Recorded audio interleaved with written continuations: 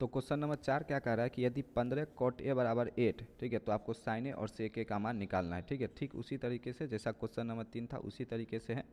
यहाँ से बस आपको उलझाया हुआ है कि 15 cot a बराबर 8, ठीक है। तो यहाँ से सबसे पहले आपको लिख देना है हल। पहले क्या लिख देना है? हल।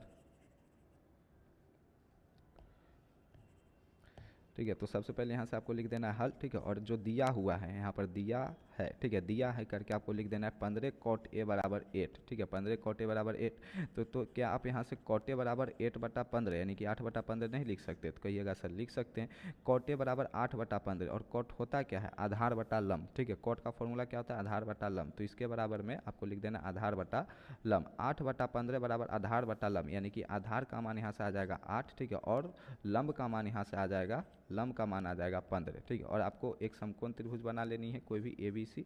ठीक है, ABC, जहाँ पर आपको ए आपको यहाँ दर्शा दीजिए। ठीक है कि ठीक है, आपको एक समकोण त्रिभुज बना लेना है ABC। ठीक है, यहाँ पर आपको न्यूनकोण दर्शा देना है, ये समकोण। आधार का मान आपको पता चल गया 8, तो आधार कौन हो जाएगी? AB भुजा, ये आपका 8 हो जाएगा।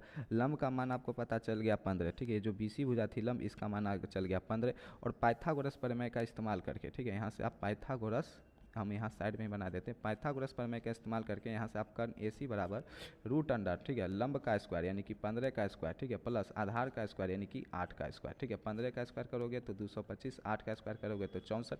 जब दोनों को जोड़ दोगे तो आ जाएगा 289, और 289 का स्क्वायर रूट निकालोगे तो आ जाएगा 17। यानी कि यहाँ से कर्ण AC बराबर आपको आ जाएगा, कर्ण AC बराबर आ जाएगा 17। ठीक है, तो बताया भी यही है कि जब भी आपको समकोण त्रिभुज की दो भुजा दी गई होगी तो आपको पाइथागोरस प्रमेय का इस्तेमाल करके तीसरी भुजा ज्ञात कर लेनी है। ठीक है, और यहाँ से प्रश्न से, ठीक है, किससे?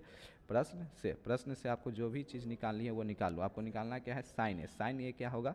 आपका लंब बटा कर्ण। ठीक है, साइन का फॉर्मूला क्या होता है? लंब बटा कर्ण। लंब क्या है? आपका BC। BC का मान कितना है? BC/AC। ठीक है, आपका लंब बटा कर्ण हो जाएगा, BC का मान 15 और कर्ण अभी हम निकाले 17, तो 15/17 आंसर हो जाएगा। दूसरा में आपको क्या निकालना है? सेक है। सेक क्या होगा? कर्ण बटा आधार। ठीक है, कर्ण का मान क्या है? AC। ठीक है, और आधार कौन है इसमें? AB। ठीक है, AC का मान हम अभी तुरंत निकाले कितना? 17, तो कर्ण के जगह आपको लिख देना है 17, और आधार कौन सी भुजा है? 8, तो 17/8 इसका क्या हो जाएगा? आंसर हो जाएगा। इस तरीके से क्वेश्चन नंबर 4 भी आपका खत्म होता है। अब हम देखते हैं क्वेश्चन नंबर 5।